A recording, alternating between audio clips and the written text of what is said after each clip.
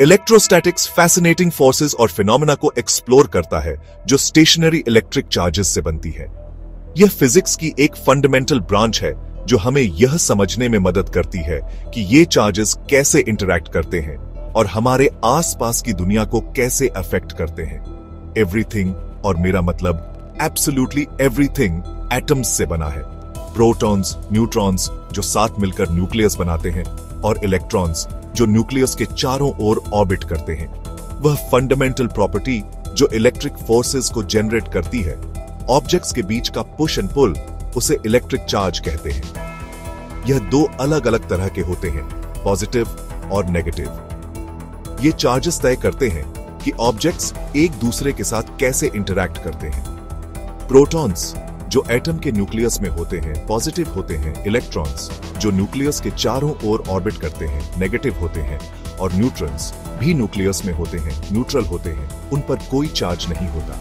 Like charges repel करते हैं, unlike charges attract करते हैं। यह यूनिवर्स में एक फंडामेंटल इंटरैक्शन है। यह सिंपल स्टेटमेंट ही इलेक्ट्रोस्टैटिक्स का कोर रूल है, इसकी फाउंडेशन है। जब आप अपने बालों पर बलून रगड़ते हैं तो आप असल में इलेक्ट्रॉन्स ट्रांसफर कर रहे होते हैं, और जब वह दीवार से चिपक जाता है तो वह इलेक्ट्रोस्टैटिक अट्रैक्शन का ही एक एग्जाम्पल है। इलेक्ट्रॉन्स आपके बालों से बलून में ट्रांसफर हो जाते हैं, जिससे चार्ज का इम्बैलेंस हो जाता है। एक ऑब्जेक्ट न्यूट्रल होता है, इलेक्ट्रिकली स्पीकिंग, अगर उसमें पॉजिटिव और नेगेटिव चार्जेस की बराबर संख्या हो। अगर इलेक्ट्रॉन्स का एक्सेस या डेफिसिट हो, मतलब यह बैलेंस न हो, तो यह चार्ज्ड हो जाता है। प्रोटॉन से ज्यादा इलेक्ट्रॉन्स, ऑब्जेक्ट नेगेटिवली चार्ज्ड है, नेगेटिव चार्ज का सरप्लस गेन कर रहा है। कम इलेक्ट्रॉन्स, पॉजिटिवली चार्ज्ड, जो नेगेटिव चार्ज की कमी को बताता है। इस प्रोसेस को, जो अक्सर फ्रिक्शन से होता है, ट्राइबोइलेक्ट्रिक चार्जिंग कहते हैं। जैसे कारपेट पर चलने के बाद आपको शॉक लगता है। स्टैटिक इलेक्ट्रिसिटी का एक कॉमन एग्जाम्पल। चार्जेस के बीच फोर्स की स्ट्रेंथ, चाहे वह अट्रैक्टिव हो या रिपल्सिव, चार्ज की क्वांटिटी और उनके बीच की डिस्टेंस पर डिपेंड करती है। चार्जेस जितने करीब होंगे, फोर्स उतनी ही ज्यादा होगी। अगर दो ऑब्जेक्ट्स के ऑपोजिट चार्जेस हों, पॉजिटिव और नेगेटिव, तो वे अट्रैक्ट करते हैं। अगर दोनों पॉजिटिव हों या दोनों नेगेटिव, तो वे रिपेल करते हैं, एक दूसरे को दूर धकेलते हैं। Basic principle, opposites attract, likes repel. यह एक सिंपल रूल है जिसके प्रोफाउंड कॉन्सिक्वेंसेस हैं। यह रूल सभी इलेक्ट्रोस्टैटिक इंटरैक्शंस को अंडरलाई करता है, स्मॉलेस्ट एटॉमिक इंटरैक्शन से लेकर लार्ज स्केल फिनोमेना तक। याद रखें, चार्ज मास जितना ही फंडामेंटल है, मैटर की एक बेसिक प्रॉपर्टी, लेकिन यह इलेक्ट्रिक फोर्सेस को गवर्न करता है, ग्रेविटेशनल को नहीं। ये इलेक्ट्रिक फोर्सेस हमारे आसपास की दुनिया को शेप करती हैं। इलेक्ट्रिक चार्ज लगातार नहीं होता, यह क्वांटाइज्ड होता है, मतलब यह अलग अलग यूनिट्स में होता है। यह एक स्मूथ, बहते हुए लिक्विड की तरह नहीं है जिसे अनंत तक बांटा जा सके। इसके बजाय यह एक सीढ़ी की तरह है जिसमें हर स्टेप चार्ज की एक खास मात्रा को दिखाता है जो अलग पैकेट्स में आता है। इसे छोटे अविभाज्य बिल्डिंग ब्लॉक्स की तरह समझो। सबसे छोटी यूनिट एलिमेंट्री चार्ज E है, जो प्रकृति का एक फंडामेंटल कांस्टेंट है। यह लगभग 1.602 x 10⁻19 कूलम्ब है, और यह चार्ज एक सिंगल प्रोटॉन द्वारा कैरी किया जाता है जिसका पॉजिटिव चार्ज होता है, या एक इलेक्ट्रॉन द्वारा जिसका उसी मैग्नीट्यूड का नेगेटिव चार्ज होता है। कोई भी चार्ज Q जो हम यूनिवर्स में देखते हैं, हमेशा E का एक इंटीजर मल्टीपल होता है। एलिमेंट्री चार्ज के कोई फ्रैक्शंस नहीं होते। इसे mathematically Q equal sign NE के रूप में एक्सप्रेस किया जा सकता है, जहां N एक इंटीजर है, एक पूरा नंबर जैसे 1, 2, -3 और ऐसे ही। रोजमर्रा की जिंदगी में हम आमतौर पर इस क्वांटाइजेशन को नोटिस नहीं करते, क्योंकि इसके इफेक्ट्स अक्सर इतने छोटे होते हैं कि उन्हें सीधे तौर पर महसूस नहीं किया जा सकता। ऐसा इसलिए है क्योंकि एक छोटा सा स्टैटिक चार्ज भी, जैसे कि जो आपको अपने बालों पर गुब्बारा रगड़ने से मिलता है, उसमें खरबों एलिमेंट्री चार्जेस होते हैं। उदाहरण के लिए सिर्फ 1 माइक्रोकूलम्ब के अपेक्षाकृत छोटे चार्ज को लो।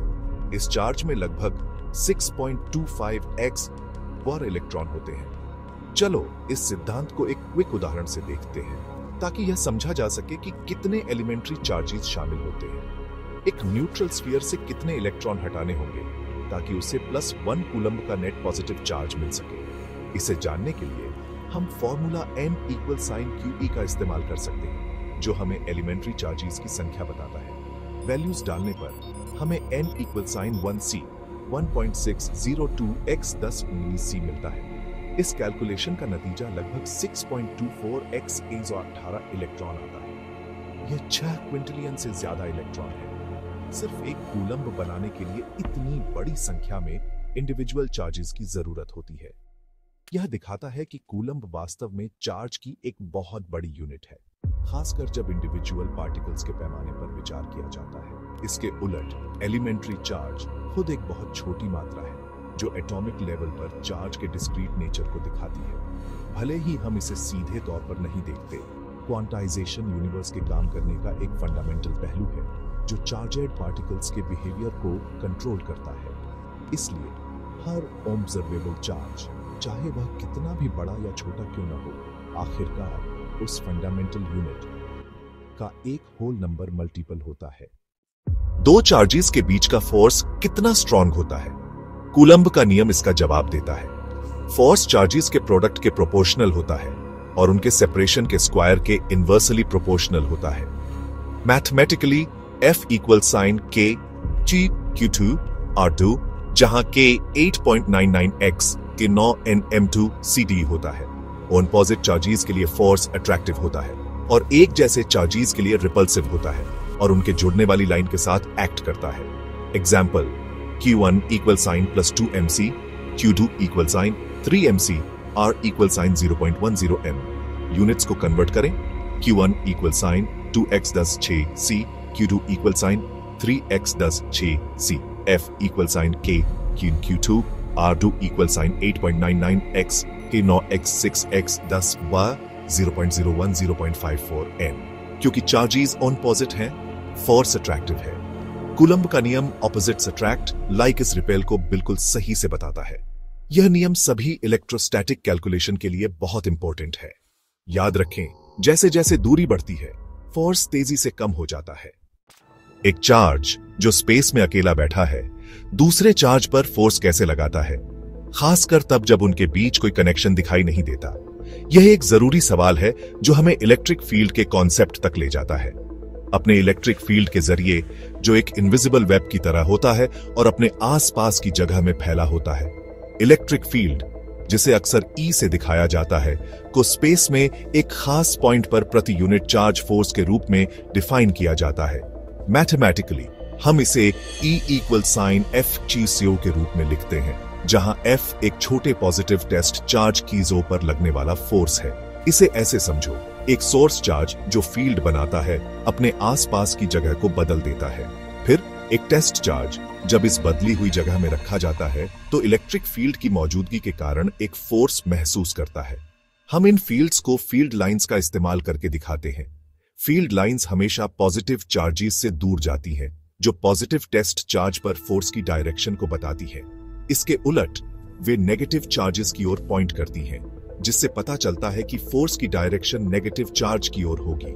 फील्ड की स्ट्रेंथ, जिसे फील्ड लाइंस की डेंसिटी से दिखाया जाता है, और किसी भी पॉइंट पर इसकी डायरेक्शन उस फोर्स की मैग्नीट्यूड और डायरेक्शन तय करती है जो एक टेस्ट चार्ज को वहां रखने पर महसूस होगा। चलो इसे एक एग्जाम्पल के साथ प्रैक्टिस करते हैं।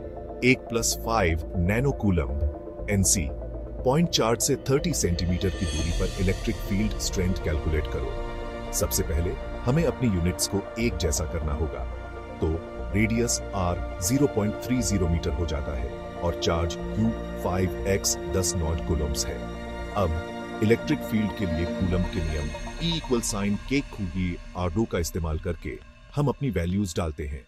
E equal sign 8.99 x 109 m2 c2 x 5x 10 9 c 0.30 m2, यह लगभग 499 न्यूटन प्रति कूलम्ब NC हो जाता है और फील्ड की डायरेक्शन पॉजिटिव चार्ज से रेडियली बाहर की ओर होती है। इलेक्ट्रिक फील्ड्स के सिद्धांत सिर्फ थ्योरी नहीं है, उनका इस्तेमाल कई टेक्नोलॉजीज में किया जाता है, जिसमें फोटोकॉपियर जैसे डिवाइस भी शामिल है, जहां चार्जड पार्टिकल्स को इमेज ट्रांसफर करने के लिए मैनिपुलेट किया जाता है। और पुराने CRT टेलीविजन में इलेक्ट्रिक फील्ड्स इलेक्ट्रॉन बीम्स को डायरेक्ट करने के लिए जरूरी होते हैं, ताकि हम स्क्रीन पर जो इमेज देखते हैं वह बन सके। इसलिए इलेक्ट्रिक फील्ड का कॉन्सेप्ट हमारे आसपास की दुनिया में होने वाले सभी तरह के इलेक्ट्रोस्टैटिक इफेक्ट्स को समझने और प्रेडिक्ट करने के लिए बहुत जरूरी है। तो यह जरूरी बात याद रखना, इलेक्ट्रिक फील्ड असल में हर इलेक्ट्रिक चार्ज को घेरने वाला स्फीयर ऑफ इन्फ्लुएंस होता है, जो यह तय करता है कि वह अपने आसपास के दूसरे चार्जेस के साथ कैसे इंटरैक्ट करता है। चार्जेस अक्सर पेयर में होते हैं। एक इलेक्ट्रिक डिपोल दो बराबर और ऑपोजिट चार्जेस होते हैं जो थोड़ी दूरी से अलग होते हैं। पानी के मॉलिक्यूल क्लासिक डिपोल्स होते हैं। ऑक्सीजन इलेक्ट्रॉन्स को खींचता है, जिससे एक एंड नेगेटिव और दूसरा पॉजिटिव हो जाता है। डिपोल्स केमिस्ट्री में बहुत इंपॉर्टेंट है और बायोलॉजी में भी, जिससे पानी आयोनिक कंपाउंड्स को डिसॉल्व कर पाता है। एक बाहरी इलेक्ट्रिक फील्ड में एक डिपोल एक टॉर्क एक्सपीरियंस करता है, जो उसे फील्ड के साथ अलाइन करने की कोशिश करता है। इस सिद्धांत का इस्तेमाल माइक्रोवेव ओवन्स में होता है। ऑसिलेटिंग फील्ड्स पानी के मॉलिक्यूल्स को घुमाते हैं, जिससे खाना गर्म होता है। डिपोल का यह बिहेवियर कई रोजमर्रा की घटनाओं के पीछे है। इलेक्ट्रिक डायपोल मोमेंट P एक डायपोल की स्ट्रेंथ और ओरिएंटेशन को मापता है। इसे P इक्वल साइन Q2A के रूप में डिफाइन किया गया है, जहां Q चार्ज है और 2A सेपरेशन है। इसकी यूनिट कूलम्ब मीटर cm है और P नेगेटिव से पॉजिटिव चार्ज की तरफ पॉइंट करता है। एक एक्सटर्नल फील्ड में एक डायपोल पर torque tau equal sign PXE होता है, जो P को E के साथ अलाइन करने की कोशिश करता है। डाइलेक्ट्रिक मटेरियल्स एक फील्ड में पोलराइज हो जाते हैं। पोलर मॉलिक्यूल्स अलाइन होते हैं, नॉन पोलर वाले इंड्यूस्ड डायपोल डेवलप करते हैं। एग्जाम्पल 2Nc के दो चार्ज 4 mm से सेपरेटेड हैं। P equal sign 2x 10 9 CX 4x 10 TMAM equal sign 8x 10 12 CM। Fields में मटेरियल बिहेवियर को समझने के लिए डायपोल मोमेंट बहुत इंपॉर्टेंट है। यह फिजिक्स और केमिस्ट्री दोनों में एक सेंट्रल कॉन्सेप्ट है। इलेक्ट्रिक फ्लक्स दिखाता है कि किसी सतह से कितनी इलेक्ट्रिक फील्ड निकलती है। फील्ड लाइंस को पानी की धाराओं की तरह सोचो। फ्लक्स एक फ्रेम के अंदर से बहाव है। फ्लक्स फील्ड की ताकत पर निर्भर करता है, सतह के एरिया पर और ओरिएंटेशन पर। जब परपेंडिकुलर हो तो सबसे ज्यादा, जब पैरेलल हो तो जीरो। एक जैसी फील्ड और समतल एरिया के लिए PHE equal sign EA cos, जहां थीटा फील्ड और सतह के नॉर्मल के बीच का एंगल है। फ्लक्स एक स्केलर है जिसे nm2c में मापा जाता है। बंद सरफेसों के लिए नेट फ्लक्स बताता है कि अंदर नेट चार्ज है या नहीं। ज्यादा लाइंस बाहर निकले तो पॉजिटिव, ज्यादा अंदर आए तो नेगेटिव, अगर बराबर हो तो जीरो। यह आइडिया सीधे गॉस के नियम की ओर ले जाता है। फ्लक्स फील्ड लाइंस और चार्ज के बीच का ब्रिज है।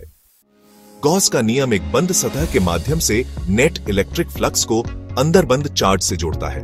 PHE equal sign QTNC EG ISO 8.85x 10 12 C2 NNM2 और K इक्वल साइन 1/चॉट PZO। गॉस का नियम सिमेट्रिक सिचुएशंस के लिए बहुत पावरफुल है, जैसे स्फीयर सिलेंडर प्लेन, जिससे फील्ड कैलकुलेशन बहुत आसान हो जाती है। उदाहरण, एक चार्जड स्फेरिकल शेल के लिए शेल के बाहर RR E इक्वल साइन Q/चॉट PR2 ड्यू, जैसे एक पॉइंट चार्ज। शेल के अंदर RR E equal sign 0, field अंदर हर जगह कैंसिल हो जाता है। यही इलेक्ट्रोस्टैटिक शील्डिंग और फैराडे केज के पीछे का सिद्धांत है। मुख्य बात यह है कि एक गॉसियन सतह चुने जो चार्ज डिस्ट्रीब्यूशन की सिमेट्री से मेल खाती हो। गॉस का नियम इलेक्ट्रोमैग्नेटिज्म के 4 फंडामेंटल इक्वेशंस में से एक है। यह एक शॉर्टकट है जो कॉम्प्लेक्स प्रॉब्लम्स को आसान में बदल देता है। इसमें मास्टरी करना एडवांस्ड फिजिक्स के लिए बहुत जरूरी है। चलो इलेक्ट्रोस्टैटिक्स की जरूरी बातें रिवाइज करें। चार्ज छोटे यूनिट्स में होता है, पॉजिटिव या नेगेटिव, और ये E के मल्टीपल्स में होता है। कूलम्ब का नियम चार्जेस के बीच फोर्स बताता है। इलेक्ट्रिक फील्ड हर चार्ज पर फोर्स बताता है। डायपोल बराबर और ऑपोजिट चार्जेस के पेयर होते हैं। उनकी स्ट्रेंथ डायपोल मोमेंट से पता चलती है। इलेक्ट्रिक फ्लक्स सरफेस से गुजरने वाली फील्ड लाइंस बताता है। गॉस का नियम फ्लक्स को एनक्लोज्ड चार्ज से जोड़ता है। एग्जाम्स के लिए सिर्फ फॉर्मूले रटने के बजाय कंसेप्ट समझने पर ध्यान दो। एनालॉजीज का इस्तेमाल करो। चार्ज एक फलेवर की तरह है, फील्ड एक इन्फ्लुएंस जोन की तरह है, फ्लक्स फ्लो की तरह है। इंट्यूशन बनाने के लिए फील्ड डायग्राम्स बनाओ। प्रॉब्लम सॉल्व करते समय जो पता है उसे लिखो, यूनिट्स बदलो, सही फॉर्मूला चुनो, सब्स्टिट्यूट करो और अपना जवाब चेक करो। स्पीड और कॉन्फिडेंस बढ़ाने के लिए कई तरह के प्रॉब्लम्स की प्रैक्टिस करो। इलेक्ट्रोस्टैटिक्स ज्यादा एडवांस्ड फिजिक्स को समझने के लिए बहुत जरूरी है। क्यूरियस रहो, प्रैक्टिस करते रहो और सक्सेस जरूर मिलेगी।